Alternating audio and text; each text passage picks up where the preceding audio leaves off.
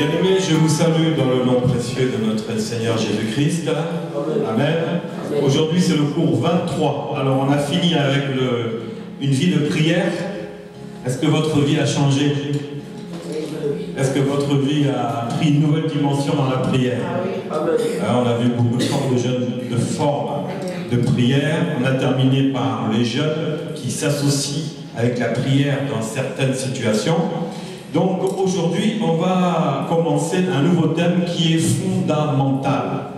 Vraiment fondamental. Je crois que ce cours, il est très important. Chaque cours est important, mais celui-là est très important. Parce qu'il s'agit, comme j'ai dit fondamental, il s'agit des fondements de la foi. Les fondements de la foi. C'est-à-dire les bases de ta vie spirituelle. Donc là, c'est fondamental. En fin de compte, on l'a déjà commencé. On l'avait déjà commencé, je vous dirai un peu plus tard de quelle manière on l'a commencé. Mais les fondements de la foi, bien aimé, ça établit ta vie chrétienne, ta vie spirituelle.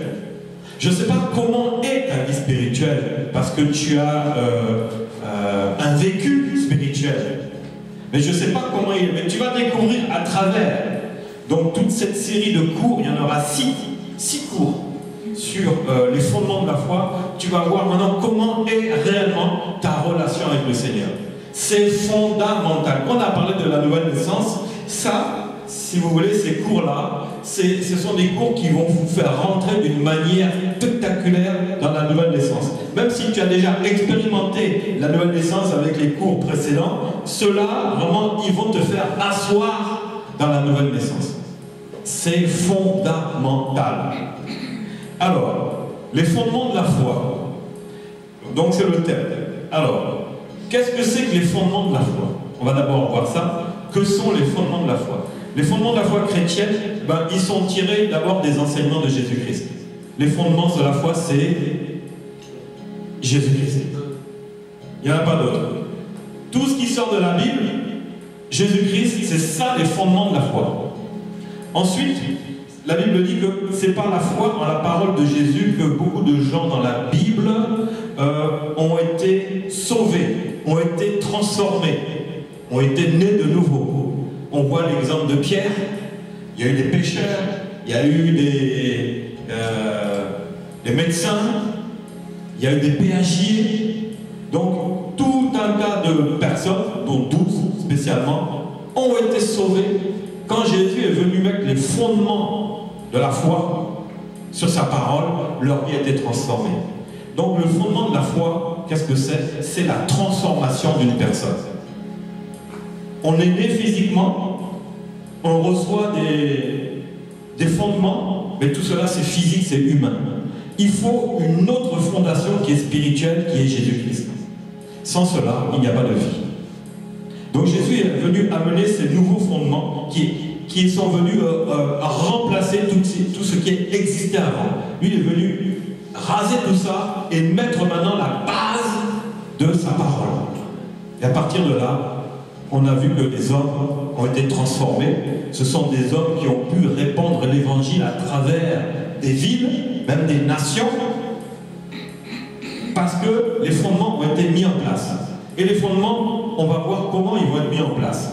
Alors, Jésus a posé des nouvelles bases. Les fondements de la foi, c'est des nouvelles bases, des fondations d'une nouvelle vie. Une nouvelle vie, on parle de la vie nouvelle, qui se repose uniquement sur sa parole. Uniquement. Quand tu es né, quand tu as commencé à grandir, ta vie était basée sur quoi? Sur tes parents. N'est-ce pas? Mais là, ta vie spirituelle, maintenant, doit être basée sur les paroles de Jésus-Christ. Maintenant, mais comment je vais recevoir ces fondements pour que je puisse réellement vivre cette nouvelle vie et rentrer dans une maturité spirituelle? Parce que le but des fondements, c'est de vous faire rentrer vous faire élever dans une maturité spirituelle. La maturité spirituelle, c'est ça qui permet de servir le Seigneur. Vous voyez? Donc, fondement de la foi, il y a fondement et il y a foi. La foi, bien aimé, je vais vous dire ce que c'est. C'est la manière de vivre de Dieu. Vous savez comment Dieu vit? Ben, c'est la foi. C'est pour ça, la Bible dit, le juste vivra par la foi. Pourquoi? Parce que Dieu, il vit déjà dans la foi. Dieu, c'est la foi. Donc, la foi, c'est la manière que Dieu veut te faire partager. Parce que c'est sa manière de vivre. Il veut te faire partager cette manière de vivre maintenant, parce que c'est ce que tu verras plus tard. Donc, les fondements sont basés sur la manière de vivre de Dieu. Et la manière de vivre de Jésus-Christ, forcément. Et les fondements de la foi, qu'est-ce que c'est? C'est ça qui va t'amener dans un chemin où tu vas vivre la vie chrétienne victorieuse. La vie chrétienne victorieuse. Ah bon? Dans la vie chrétienne, il y a la victoire. Même si on ne l'a pas forcément expérimenté, c'est parce que les fondements n'étaient pas bien en place. Peut-être tu as goûté à la vie chrétienne victorieuse à certains moments, mais pour vivre la vie chrétienne victorieuse, il faut des fondements. Et Jésus, le fondement, il va t'amener dans une vie victorieuse. C'est un changement de la vie. Tu n'es pas habitué à ça. En marchant, en mettant ces fondements qu'on va voir, ta vie chrétienne va changer. Une vie chrétienne religieuse va devenir une vie chrétienne faite de victoire. De grands changements dans ta vie. C'est le processus de Dieu pour celui qui croit, afin qu'il atteigne la maturité spirituelle. Et qui dit la maturité spirituelle dit la victoire, la vie victorieuse. Romains 10-17 dit, ainsi la foi vient de ce qu'on entend vient de qui? De la parole de Dieu. De Christ. De Christ. De Christ. C'est écrit dans la Bible. Mais Christ est Dieu. Mais disons ce qui est écrit, c'est qui sortait les paroles quand il était sur terre, c'était qui? Christ. Voilà. Et la parole faite chair, c'était qui? C'est Christ aussi. Donc, ce qu'on entend vient de la parole de Christ. N'oubliez pas ça. Alors, on va voir dans les fondements de la foi le texte de base. Le texte de base, c'est ça qui va nous montrer quels sont les 6 fondements. Il y a 6 fondements pour que ta vie soit bâtie, mais vraiment comme un baobab. Qui sait ce que c'est qu'un baobab? C'est quoi un baobab? C'est des arbres très solides, costauds, qu'on trouve en Afrique. Même la chaleur ne peut rien lui faire. Hein? Il supporte tout, il est puissant. Alors, Hébreux 6, 1 à 3, c'est pourquoi, laissant les éléments de la parole de Christ, tendons à ce qui est parfait, sans poser de nouveau le fondement du renoncement aux œuvres mortes, de la foi en Dieu, de la doctrine des baptêmes, de l'imposition des mains, de la résurrection des morts et du jugement éternel. C'est ce que nous ferons si Dieu le permet. Voilà le fondement. Si Dieu permet ça, on va faire tous ces fondements. Alors, quel est le premier fondement? Il s'est écrit, le fondement du renoncement aux œuvres mortes.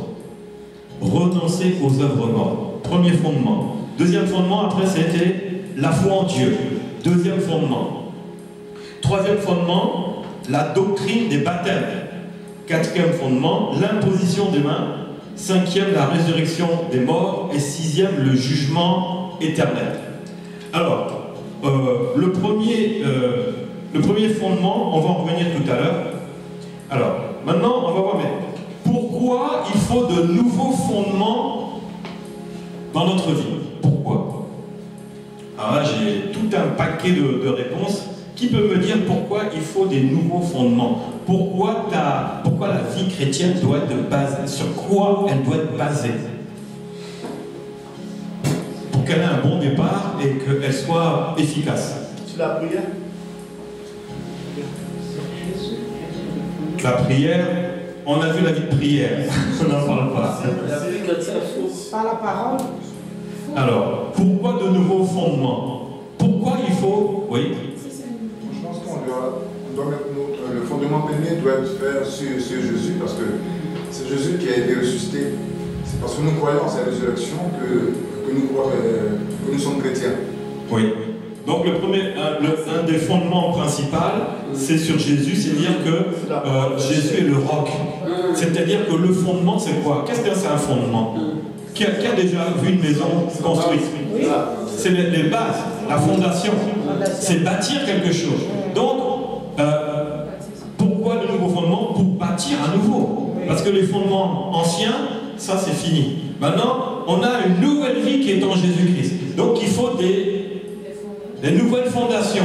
Et Jésus, on dit qu'il est le roc.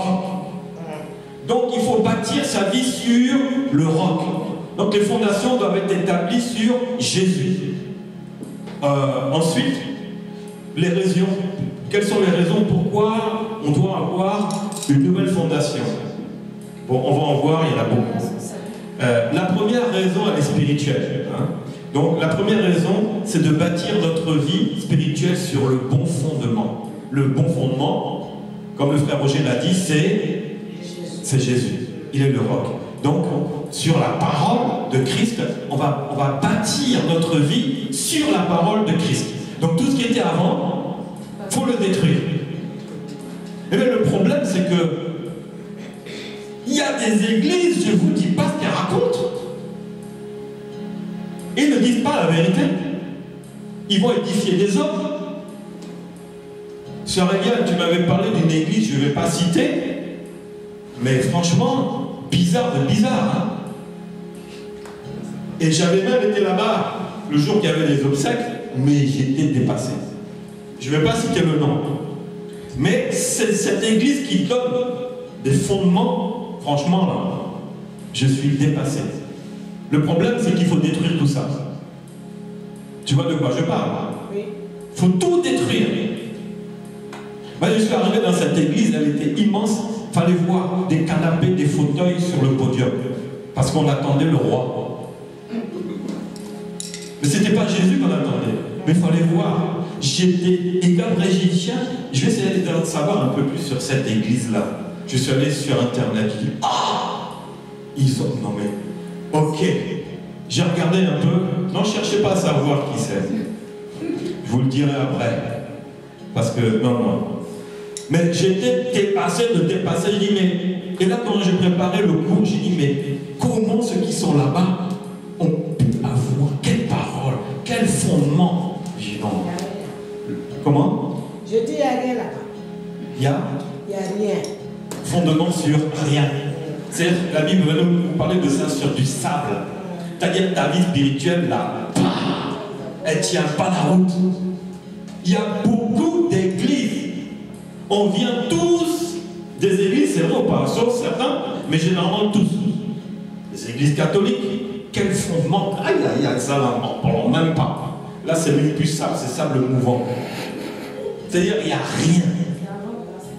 Il n'y a rien. Tu as touché le fond du fond. Après, tu as d'autres églises évangéliques, des églises protestantes, des églises adventistes, etc. Mais qu'est-ce qu'ils enseignent? Quel est le vrai fondement qu'ils enseignent? C'est là qu'est le problème.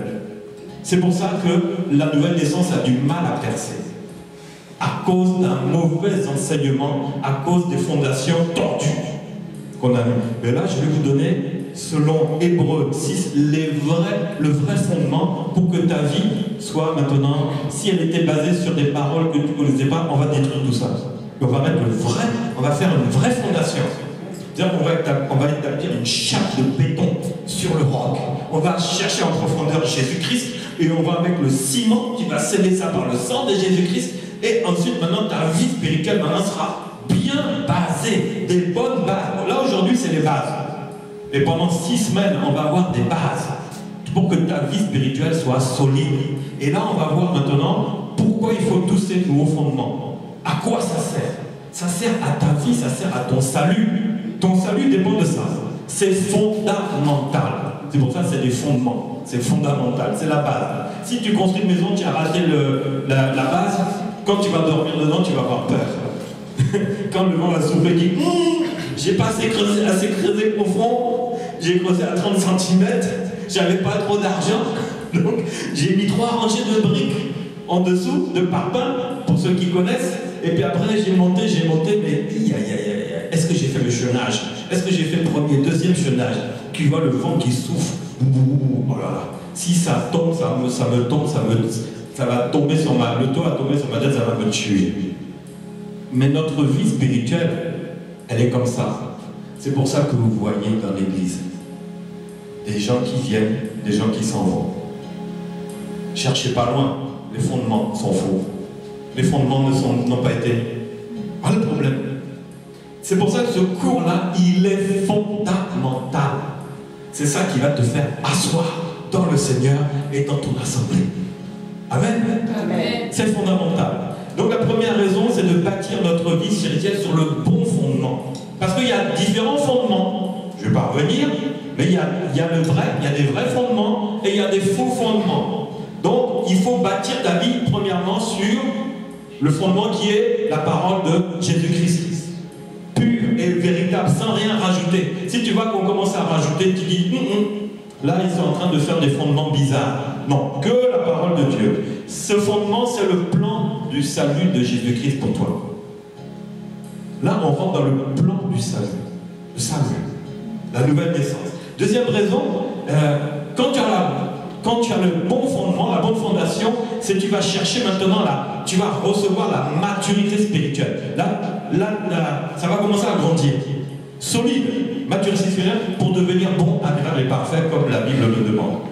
Alors, je veux dire maintenant des choses qui peuvent s'opposer et qui peuvent bloquer maintenant la nouvelle naissance, les fondements et la vie chrétienne victorieuse. Vous savez qu'il y a des choses qui peuvent bloquer ça.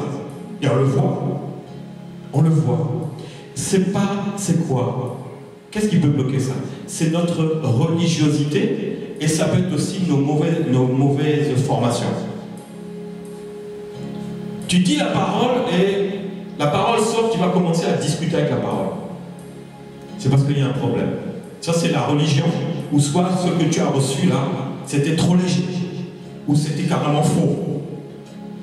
Et il y a plein de faux enseignements, vous savez. Les femmes n'ont pas le droit de prêcher, par exemple. Et quel enseignement? C'est religieux. Là, on est dans le domaine religieux, quoi. Religieux. Je vous ai parlé de la création de l'homme et de la femme. Ils ont été créés en esprit ensemble. Et les choses sont spirituelles. Quand je suis là en train de prêcher, c'est pas charnel, c'est spirituel. Et celui qui sert Dieu, c'est spirituel. Donc si on commence à avoir une femme, tu es religieux, tes yeux sont encore aveuglés, ne se sont pas ouverts. Donc c'est la religion qui s'oppose à notre nouvelle naissance, à recevoir les bons fondements. Ça vient, d'une mauvaise information reçue par avant. La parole n'a pas été transmise ou la parole a été incomplète. Et du coup, les fondements, c'est pas bon. C'est incomplet. Et du coup, notre vie, c'est pas terrible. Voir des enseignements faux. Des enseignements faux, hein. Ah, je vous parlais par exemple, vous savez, les témoins de Jéhovah, ils sont dans la catégorie chrétien. Vous savez ça? Mais c'est faux, vous savez que c'est faux de c'est faux. Des fondements, mais graves. Jésus-Christ, on n'en veut pas. On dit Yahweh, Jéhovah. Mais on ne va jamais dire Jésus-Christ. C'est grave. Jésus-Christ, non. Ce n'est qu'un fils de Dieu, c'est-à-dire un prophète. Pour les témoins de Jéhovah, Jésus est un prophète comme les musulmans. Quel fondement? Alors que le fondement même, c'est qui? C'est Jésus-Christ. Donc, eux, soi-disant l'église chrétienne, soi-disant, mais purement diabolique, c'est simplement eux, ce sont des fausses fondations. C'est-à-dire qu'ils vont tomber. Mais maman, il doit avoir un problème même dans l'appellation, puisque les chrétiens, c'est les petits Christ. Et si eux ne reconnaissent pas Jésus-Christ, ils déforment tout. C'est les spécialistes de couper des passages, de mettre autre chose. Eux, c'est des grands bricoleurs de la Bible. Hein. Ça, c'est les bricoleurs de la Bible. Il faut faire très attention. Quand tu vois un témoin de Jéhovah rentrer, toquer chez toi, si tu n'as pas la fondation même, ne le laisse pas rentrer. Si tu as les bons fondements, évangélise-le. Ils ont fait même leur Bible. Oui, bien sûr, je l'ai vu cette Bible-là. Je l'ai touché, j'ai regardé un peu. Le Saint-Esprit, il a été mis de côté. Jésus-Christ, il est quasiment mis à un niveau moindre. Et plein de choses. tu peux laisser rentrer un témoin de Jéhovah chez toi s'il frappe, si tu as vraiment des fondations solides en Jésus-Christ, parce que là tu auras le moyen, lui il vient t'évangéliser et toi tu vas l'évangéliser. Tu vois, c'est ça. Mais il faut que tu sois solide. Parce que sinon, c'est lui qui va même te contaminer. Hein? Donc, au début, je voulais pas les témoins de Jéhovah. Mais quand j'ai commencé à recevoir les enseignements et j'étais affermi, net de nouveau et tout, là je les ai rentrés et au bout de 5-10 minutes, ils partaient tous fâchés en colère. J'ai dit, mais comment tu dis, c'est quoi, comment ils disent, Jéhovah est amour. Pourquoi sur ton visage ça ne montre pas l'amour de Jéhovah? Au moins ça, montre-le. Si tu ne peux pas montrer le reste, mais montre que. Et puis quand je parle du Saint-Esprit, là, c'est fâché. Je dis, mais le Saint-Esprit c'est l'amour. Pourquoi tu te fâches quand je te parle du Saint-Esprit? Il faut être fort dedans, parce que c'est des gens à sauver. C'est des gens à sauver. Ils n'ont pas le bon fondement. Donc ça, un autre problème aussi, on va avoir un peu les problèmes des fondements avant d'aller plus loin. L'autre blocage, c'est le manque de maturité spirituelle. Alors, les fondements de la foi sont faits pour bâtir des chrétiens comme des baobabs. Et en fin de compte, on voit pas de baobabs. On voit des arbustes fragiles, hein, et qui au moindre problème disparaissent. La vérité, quand tu vois quelqu'un qui rentre et puis qui finit par sortir, c'est pas un baobab. C'est un jeune arbuste qui n'a pas encore grandi. Vous voyez?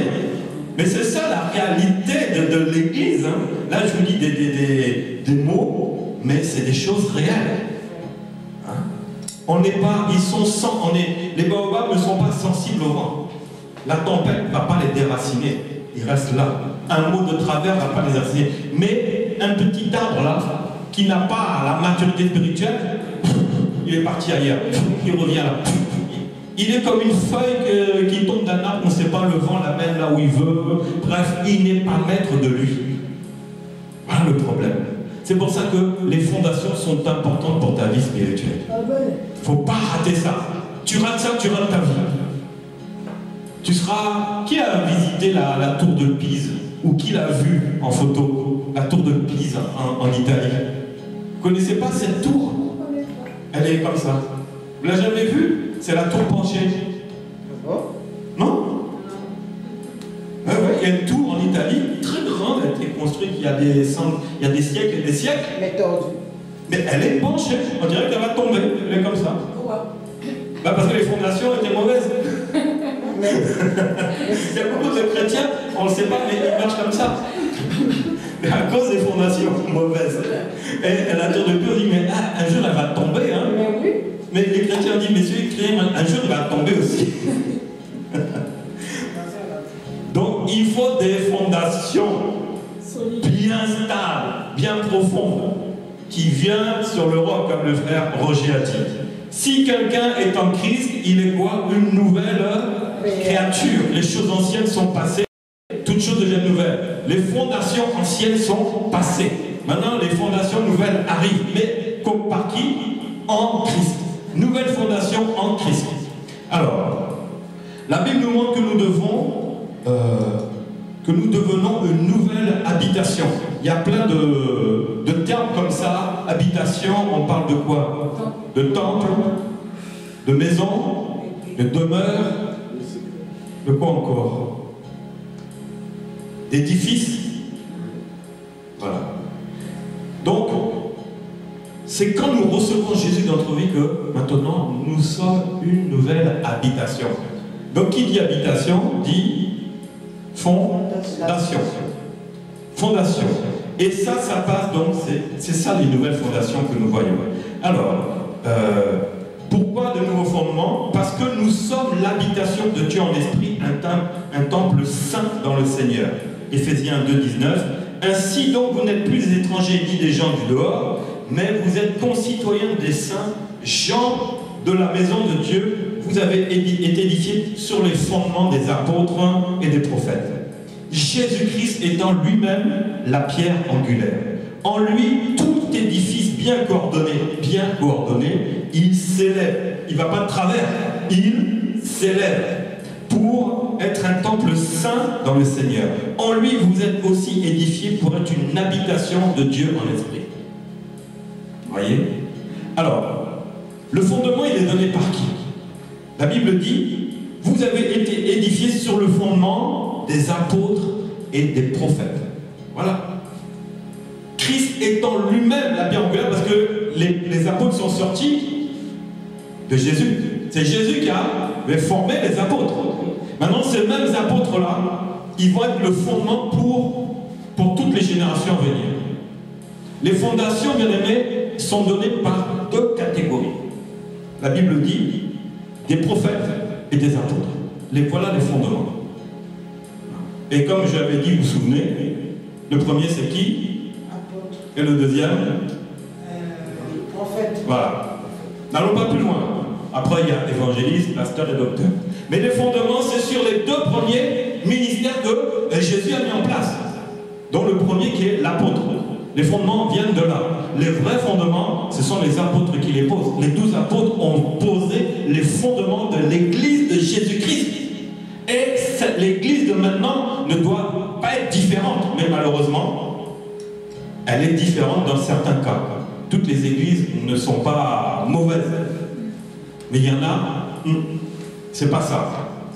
Le fondement représente donc, la fondation, ça représente ta nouvelle vie, ta nouvelle construction. C'est-à-dire que c'est un changement radical. On ne bâtit pas sur des ruines.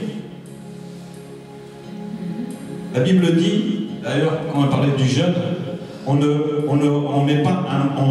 coupe pas un morceau ancien sur une pièce, un morceau nouveau sur une pièce ancienne. On ne bâtit pas sur de l'ancien. Qu'est-ce qu'on fait? On enlève tout. On enlève tout pour rebâtir. Donc, on enlève tout ce qui est existant, disparaît, pour bâtir à nouveau. C'est-à-dire qu'il faut détruire.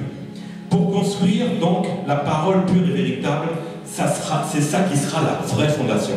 La parole pure et véritable de Jésus-Christ. Uniquement. C'est ça la vraie fondation.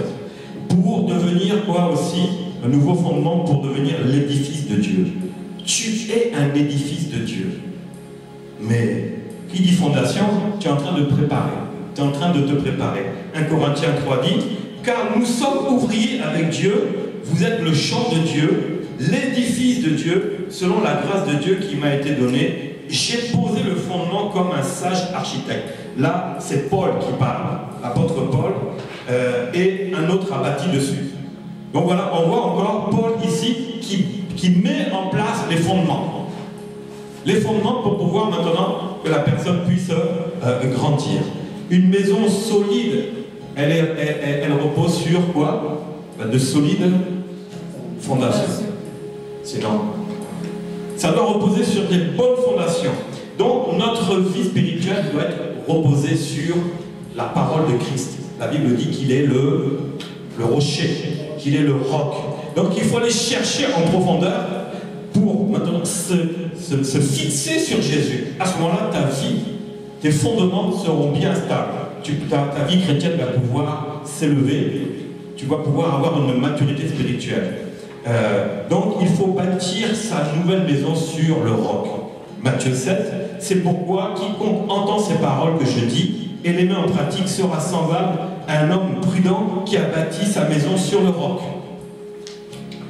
La pluie est tombée, les torrents sont venus, les vents ont soufflé et se sont jetés contre cette maison et elle n'est point tombée. Vous savez, quand tu es vraiment, ta vie est fixée sur la parole de Jésus-Christ, les problèmes viendront, la pluie viendra, on va te critiquer, qu'est-ce qu'on va pas dire? Mais comme tu es vraiment, ta vie est vraiment fixée sur Jésus, ta vie ne tombera pas. Elle n'est point tombée parce qu'elle était fondée sur le roc.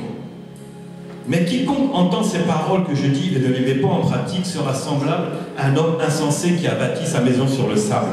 La pluie est tombée, les torrents sont venus, les vents ont soufflé et ont battu cette maison et elle est tombée et sa ruine était grande. Si on n'est pas réellement fondé sur la parole du Seigneur, il y a des paroles, tu n'auras pas la parole de Jésus. si tu es attaché à Jésus, tu seras attaché à sa parole. Mais si tu n'es pas réellement attaché à Jésus, quand des paroles mauvaises viendront, avec quoi résisteras-tu? Tu tomberas. On te fait une remarque, tu es par terre. Mais non, la parole dit quelque chose pour cette remarque-là. Tu n'as pas à te retrouver par terre. Parce que tu es fondé même. Tu ne dois pas tomber. Au contraire. 2 Timothée dit aussi que les nouveaux fondements, c'est pour être important, on est racheté. Les nouveaux fondements t'amènent à être racheté et à vivre une vie de racheté, c'est-à-dire s'écarter du péché. Si tu es racheté, c'est que tu vis une vie de racheté. C'est-à-dire que tous les péchés là, qui étaient là, c'est fini. Tu ne peux pas marcher avec ça. 2 Timothée 2 dit 19, néanmoins, le solide fondement posé par Dieu subsiste avec ses paroles qui lui servent de sceau. Le Seigneur connaît ceux qui lui appartiennent, et quiconque prononce le nom du Seigneur, qu'il s'éloigne de l'iniquité. Tu dis Jésus-Christ, l'iniquité, les comportements, là, ça ne doit pas marcher avec ce que tu dis. Parce que tu es racheté. Et tu vis une vie nouvelle, une vie de racheté. Et quand tu dis Jésus-Christ, tu ne peux pas d'un côté dire Jésus et de l'autre côté faire des œuvres mortes. Ça ne marche pas. Là c'est le traitement des fondements. La place aux œuvres mortes ne peut pas être dans le fondement. Il faut enlever ça. Ça peut être vous savez, quand vous coulez du ciment, si tu mets trop d'eau, ça ne séchera jamais. Le ciment ne prendra pas. Donc on ne peut pas mélanger la bonne fondation avec des choses qui ne vont pas avec, ça ne tiendra pas. Les bons fondements, on a vu, ça résiste aux tempêtes, au vent, aux pluies, aux torrents, qui viennent souvent attaquer aussi notre vie chrétienne. Alors,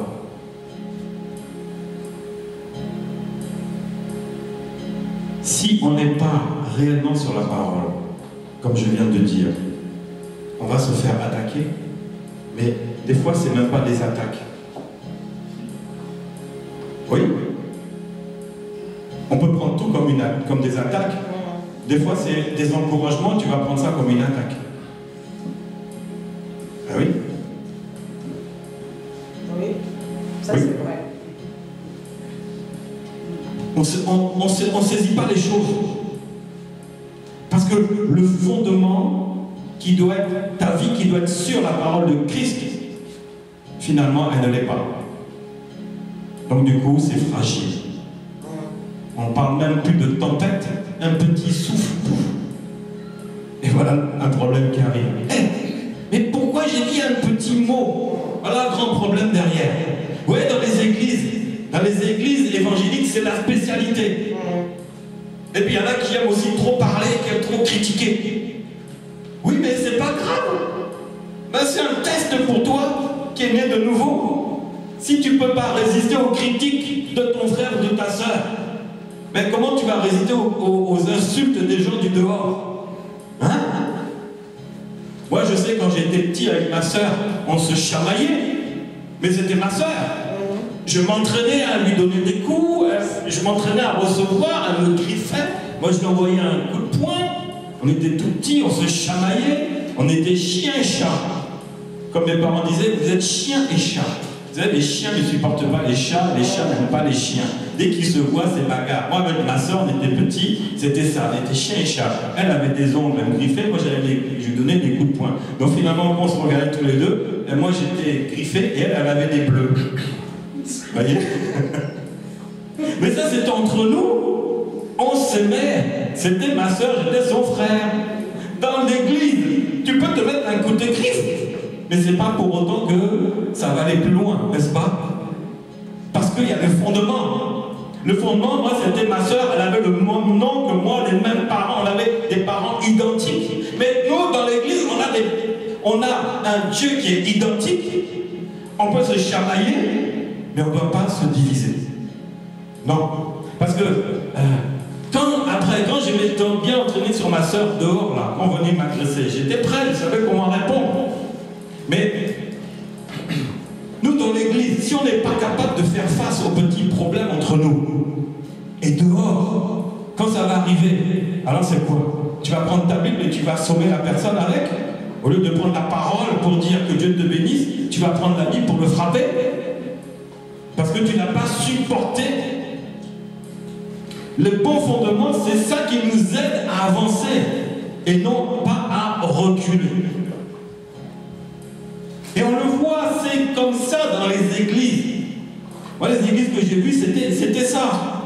Et patati, et patate, oh là, bien aimé, si tu écoutes tout là, mais tu t'en vas.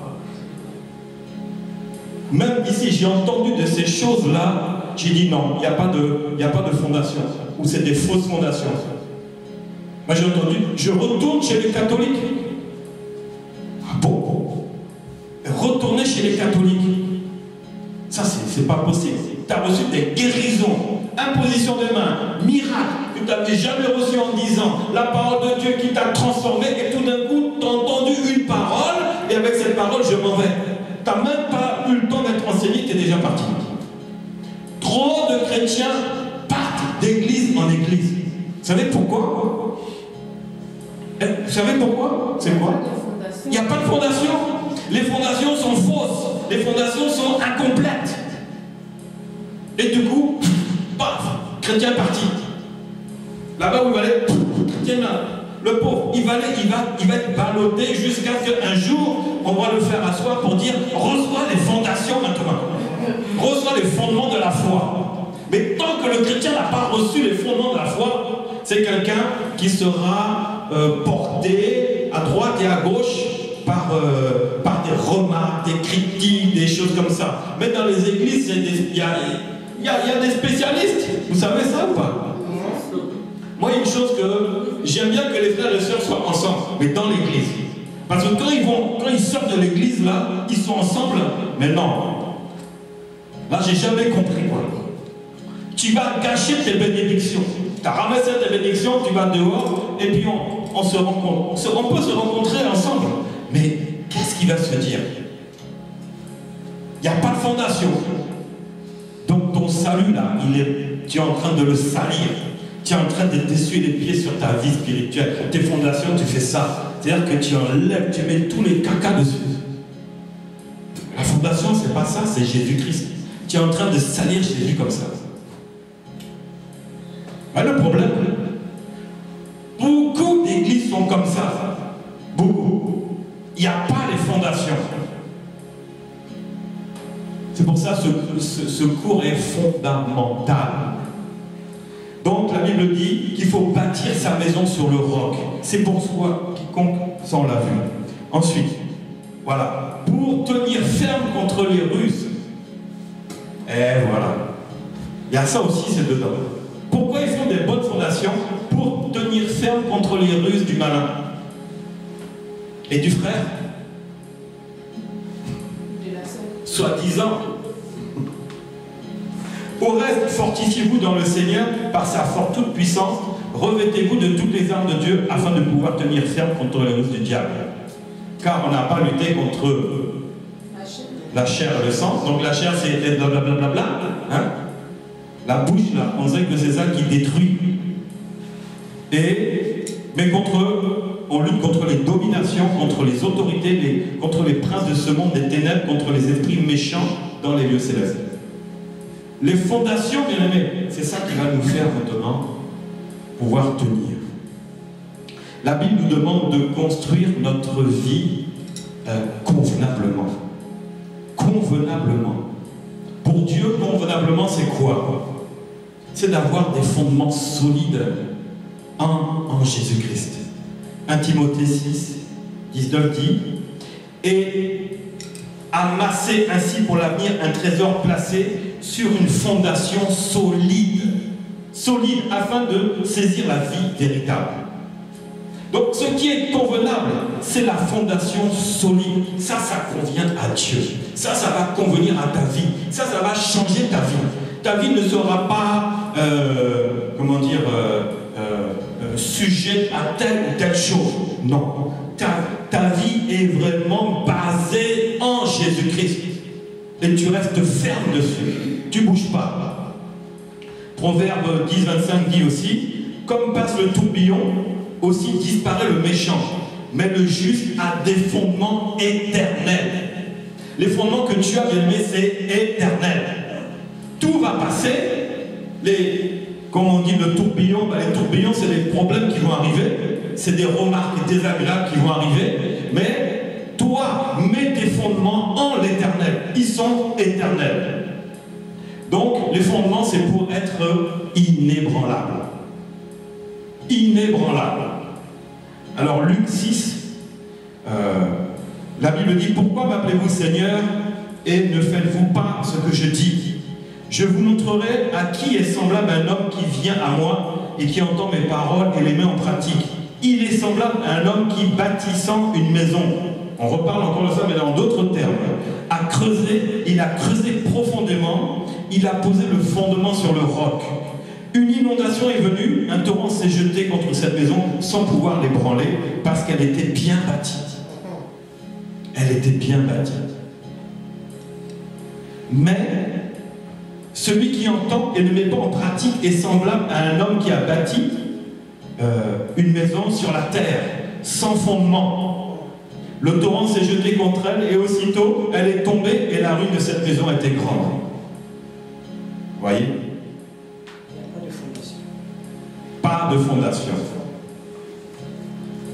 Tu dois avoir une relation profonde avec le Seigneur. On va voir tout cela. Hein. Maintenant, le problème, c'est quoi? Il y a trop de chrétiens qui veulent s'engager à servir Dieu dans un programme à l'église. Il y en a trop. Ils ont des bonnes intentions. Donc, je veux m'engager à servir Dieu dans l'église. J'ai des bonnes intentions pour servir Dieu. Ok, ça c'est bien. Mais comme leur vie spirituelle n'est pas vraiment fondée sur le roc, qu'est-ce qui va se passer?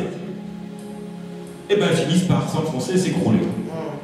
Je veux servir le Seigneur dans l'église, mais comme ma vie spirituelle n'est pas bien stable, j'ai pas bien creusé, eh ben, je commence à faire la tour de Pise, je m'enfonce, et la tour de Pise, eh ben, un jour, elle s'écroulera. Ils font tout pour la maintenir, mais elle s'écroulera.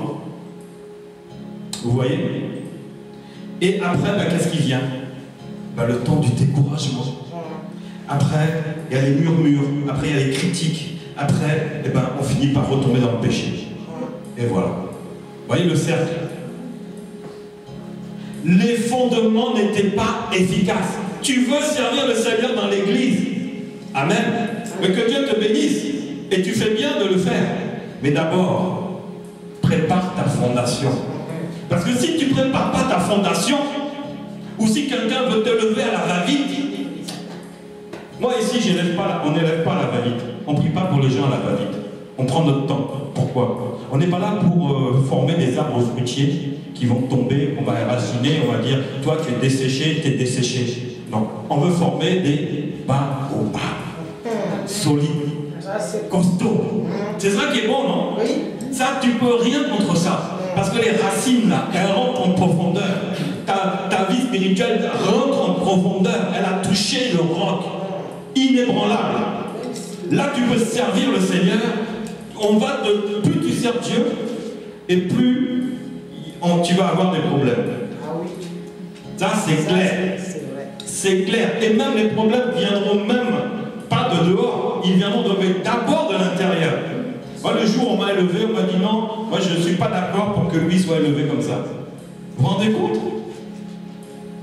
On m'a élevé dans mon ministère, pas d'accord. Lorsqu'on a élevé les journalistes grâce, il y a une personne qui a dit, moi comme c'est comme ça, je quitte l'église. Vous vous rendez compte?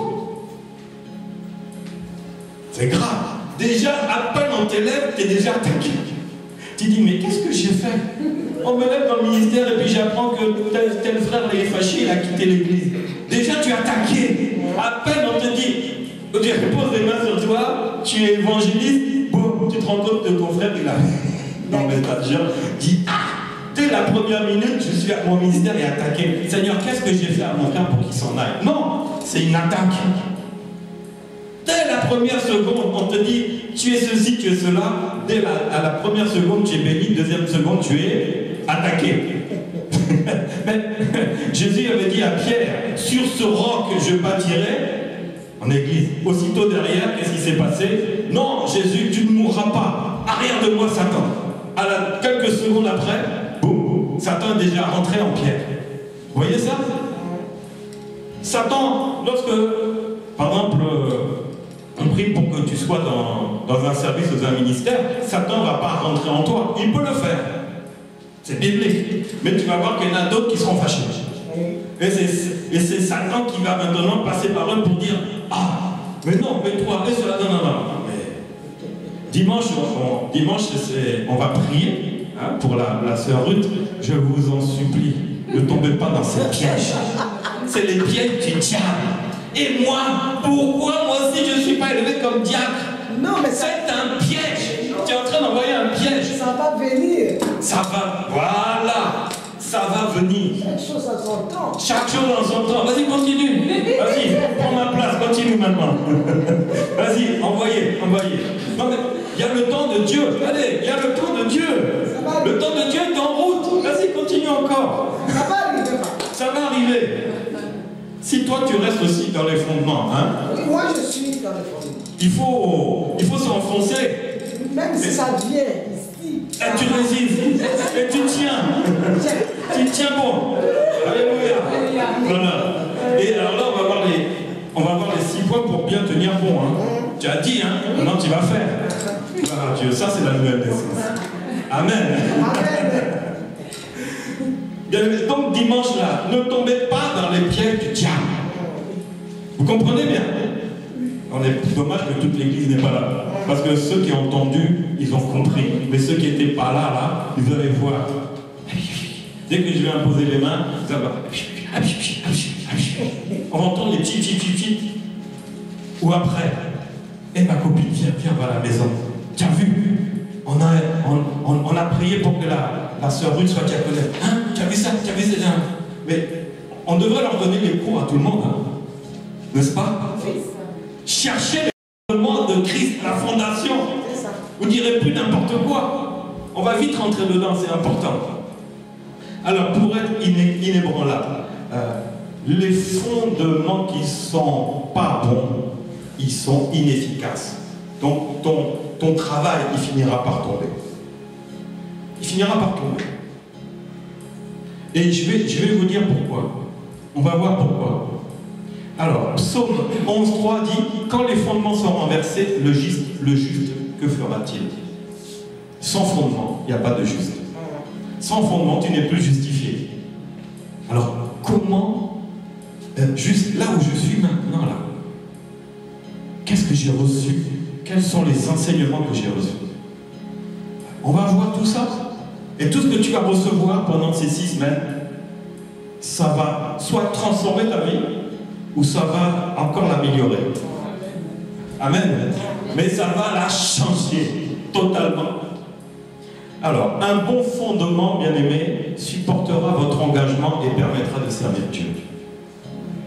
Mais c'est pour ça les fondements. Dans la vie éternelle, tu es né de nouveau, mais tu fais quoi avec? Il faut des bons fondements parce que c'est ça qui va supporter ton ministère, qui va supporter l'œuvre, le service que tu fais, les œuvres que tu fais. C'est ça, ça permet à Dieu de pouvoir bien t'utiliser. Dieu va t'utiliser comme ça. Alors, 1 Corinthiens 3, 12, 13 dit, là c'est dans le cadre de servir Dieu efficacement. Parce qu'il y a servir Dieu et servir Dieu, n'est-ce pas? On peut servir Dieu dans la religion, mais là je ne te parle pas de la religion. Je parle de servir Dieu efficacement.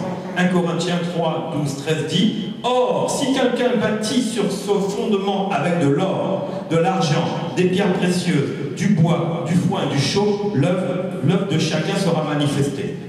Car le jour la fera connaître, parce qu'elle se révélera dans le feu, et le feu éprouvera ce qu'est l'œuvre de chacun. Ici, on dit, si quelqu'un bâtit son fondement, pas sur Jésus, sur l'or, l'argent, des pierres, du foin, etc. Ça veut dire quoi? Ça veut dire sur nos capacités. Si tu veux bâtir ta vie spirituelle et servir Jésus sur tes capacités, tu vas rendre des comptes à Dieu. Le feu de Dieu va t'éprouver. Et Dieu va te rendre selon ton œuvre. Tu ne peux pas bâtir avec ce que tu as. Je voudrais être pasteur. Apôtre, je vous dois combien là? Oh, c'est 5 000 € pour être pasteur. Mais vous rigolez? Ça se fait, mais d'une autre manière. Là, j'ai caricaturé. Oh, mon frère ne quitte pas l'église. Je vais te nommer pasteur tout de suite. Reste avec nous. Mais il est en train de me blaguer. Assis-toi, je vais te former 10 ans après. Je n'ai pas fini la formation. Hein. Il est toujours pas pasteur. Il a bien blagué. Il est bloqué sur sa chaise. Parce qu'il sait qu'il attend d'être pasteur. Vous voyez ça? C'est ça le foin. C'est ça le bois. C'est ça la chaume. C'est des choses humaines entre humains. Mais ce n'est pas de Dieu. On ne peut pas servir Dieu avec des choses humaines partagées ou avec des capacités personnelles. C'est en Jésus-Christ que ça se passe. Ne comprends pas, c'est par la foi. C'est des fondements de la foi, ça te dépasse. Comment je peux servir Dieu dans la foi? Ce n'est pas avec ton intelligence, parce que tu parles bien, parce que tu as fait Bac plus 5. C'est pas ça qui compte. Moi j'entendais un frère qui était devenu après prophète et dit, moi j'aime bien quand parler avec des autres serviteurs de Dieu qui sont comme moi. Et lui il était ingénieur. Quand il a dit ça, il dit, désolé, moi, toi et moi là, on va plus parler, bonjour, au revoir, c'est tout. Parce que ce que tu dis là, c'est pas biblique. Dieu utilise les choses simples de ce monde. Si toi tu commences à mettre tes diplômes devant pour dire, regardez, j'ai la cravate et tout, je suis ingénieur, regardez mon 4x4 qui est dehors. Mais non, là tu mets de l'or et ton argent et tes pierres précieuses à toi. Mais le roc, il est où? Est-ce que le roc, il brille? Non, le roc, il est caché. Pourquoi tu montres tout ce que tu as pour te montrer quoi? Tu es un beau parleur. Mais ça tient pas. C'est mort. Tu parles, mais tu nous endors. Il n'y a rien. Pour servir Dieu efficacement, c'est pas avec ce que Dieu t'a donné en priorité. Il te l'a donné, mais tu l'utiliseras, mais d'abord le roc. Et après, il utilisera les capacités qu'il t'a mis pour le servir d'une manière forte, comme Paul. Paul était intelligent. Paul avait fait des enseignements puissants avec Gamaliel. Mais il était zéro. Il a fallu que le roc se présente devant lui et qu'il soit enseigné à nouveau pour qu'après il soit un des grands apôtres intellectuels que Dieu a utilisé puissamment. Donc Dieu peut utiliser, toi qui es intellectuel, toi qui parles bien, Dieu peut utiliser, mais d'abord, ne mets pas tes pensées, ta force sur toi-même, tes capacités, mais sur celle de Jésus-Christ. Et tu verras que Dieu va multiplier cela. Il va multiplier tes capacités. Tu es intelligent, tu vas devenir, c'est ça, une intelligence. Vraiment. Oh là là là, ça va toucher les gens. Toucher les gens. Mais d'abord, il faut chercher les fondations. Ah oui, Dieu a dit, oh moi je suis comme si, mais toi tu ressembles à un homme d'affaires, tu peux être pasteur, regarde. Bon, on m'a dit ça. Quand je mettais le costume, je ne mets plus le costume.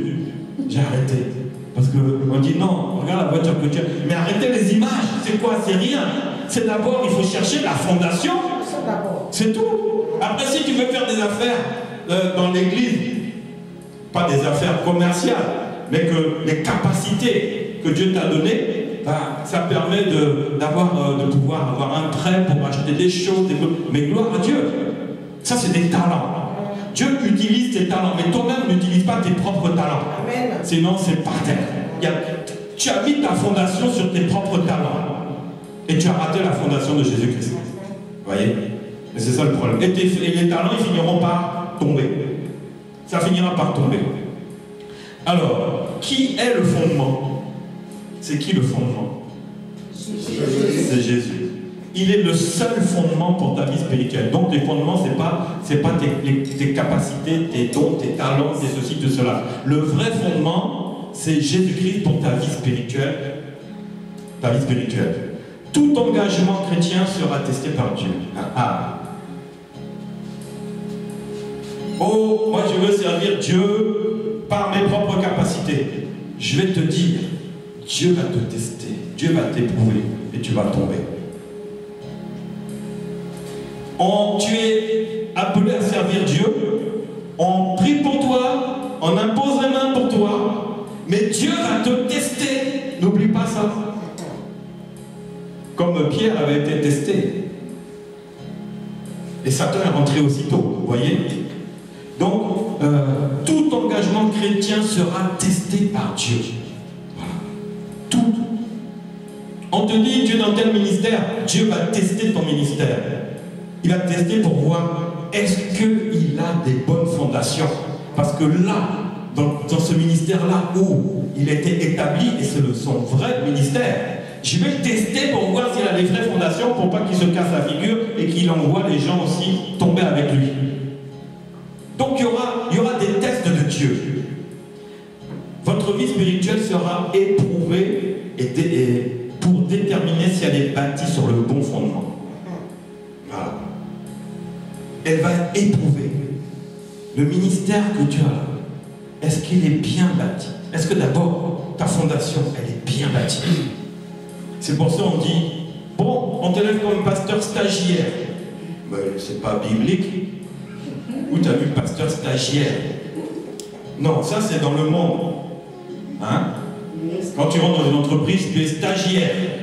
Mais dans les ministères, on devient stagiaire. On fait un stage. Ah non, mais là, on tombe dans le comique, voire ridicule. Moi, j'étais pendant 1 an ou 2 pasteur, c'est pas vrai? Pasteur stagiaire, pasteur assistant. Attends, mais on est dans une SRL là, ou une société anonyme. Je rêve. Ou pasteur adjoint, pasteur. Mais c'est ça les fondations. Mais c'est pas ça les fondations. Les fondations, d'abord, cherche les bonnes fondations et après, vas-y, travaille, Dieu va te tester. C'est pas les hommes qui vont te calculer. Tu es stagiaire, tu es assistant, après tu es principal, après tu es officiellement pasteur. C'est quelle fondation ça? Non mais je rêve. Je rêve. J'ai connu ça et j'ai trouvé ça normal parce que on me l'a dit. Donc moi, c'est pour ça, hein, moi je vous dis la parole véritable et pure. Ministère de vérité. Je ne vais pas vous raconter. Non, moi si je suis passé par là, c'est parce que Dieu m'a formé dans les mauvais trucs. Il m'a testé, il m'a montré. Comme tu as vécu ça, ne le fais pas vivre aux autres. Ah oui. Mais moi je trouvais ça normal. Il a fallu que Dieu m'enlève de là, qu'il me forme pour me montrer que tout ça là, c'est bidon. Ça ne tient pas. Tu peux même tomber. Ce n'est pas des bonnes fondations. Les bonnes fondations, c'est la parole véritable et pure de Jésus-Christ. Jésus-Christ n'a jamais dit pasteur stagiaire ou quoi. Non. Les bonnes fondations, et vas-y. Pourquoi on va compliquer les choses? Parce qu'on voit la SARL, machin chouette. Hein, on fait rentrer un stagiaire, j'ai un assistant, je suis PDG. Il y a un DRH. Mais ça ne marche pas comme ça. Les églises sont devenues comme des entreprises alors. Mais c'est pas ça. On doit tous chercher la fondation, et à partir de là, la fondation, maintenant on va commencer à servir Dieu, et Dieu va nous tester. C'est tout, c'est simple. Alors, la fondation, on a dit, c'est Jésus-Christ lui-même, il n'y en a pas d'autre. 1 Corinthiens 3:11, mais que chacun prenne garde à la manière dont il bâtit dessus. Car personne ne peut poser un autre fondement que celui qui a été posé, savoir Jésus-Christ. Tu ne peux pas mettre des paroles qui ne sont pas de Jésus-Christ sur une base. Ça sera faux. On ne peut pas mélanger le bon grain et le mauvais grain.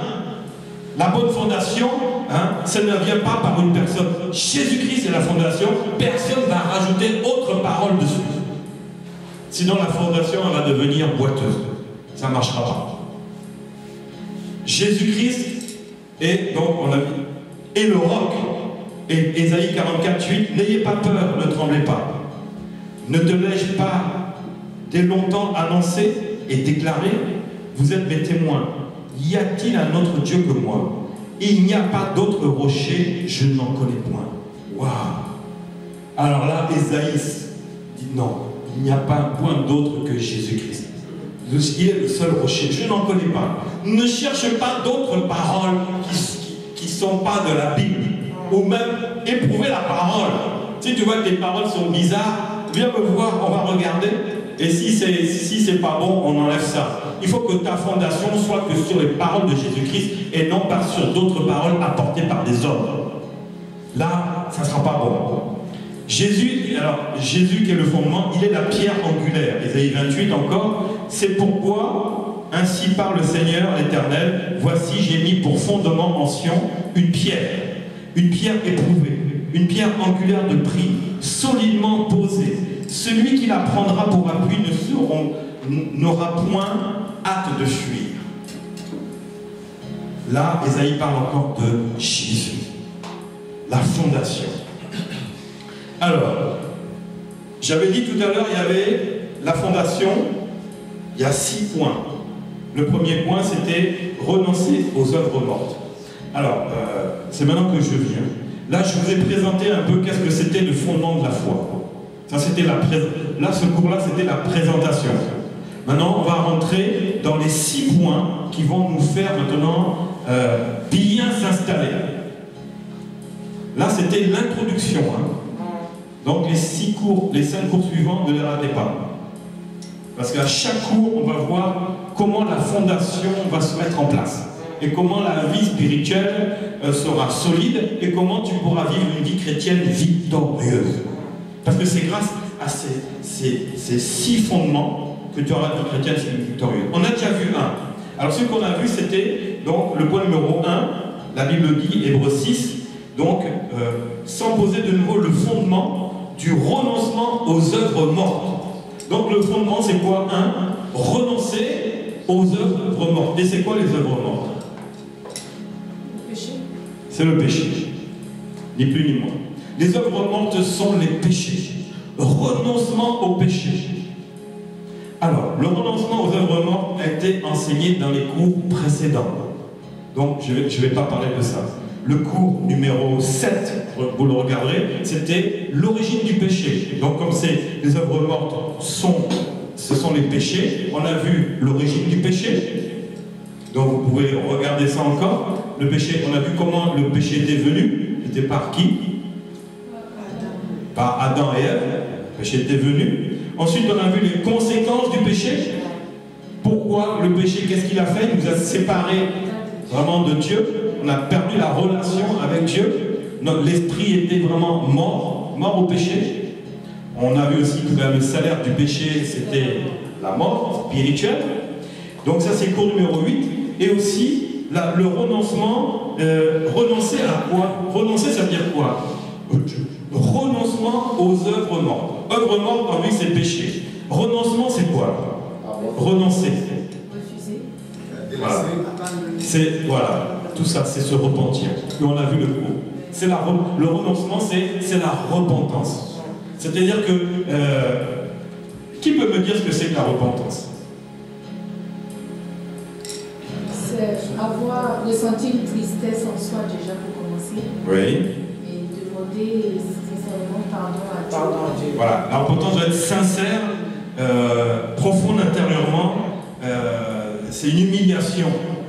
On se trouve comme archi nul, tout ce qu'on a pu faire avant. Et vraiment, c'est un regret très profond, très intime.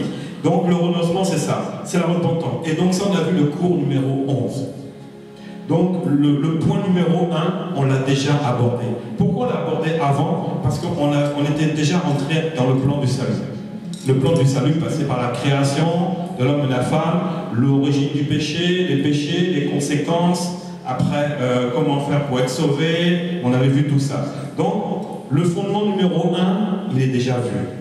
Donc là, c'est terminé. Mardi prochain, on va voir maintenant le fondement numéro 2, ça sera sur la foi en Dieu, avec la doctrine de Jésus-Christ.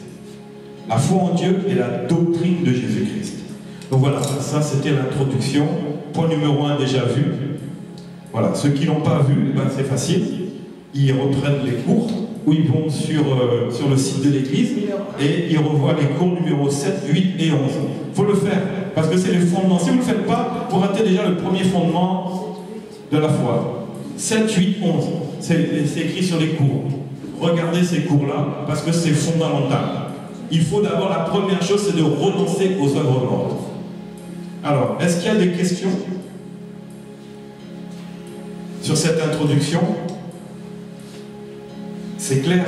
Je pense que c'est clair. C'est clair.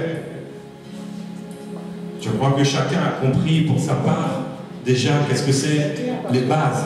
Oui, on a parlé de fondation. Voilà. C'est clair. Voilà. Après les renoncements, mais déjà la base c'est la parole de Jésus-Christ.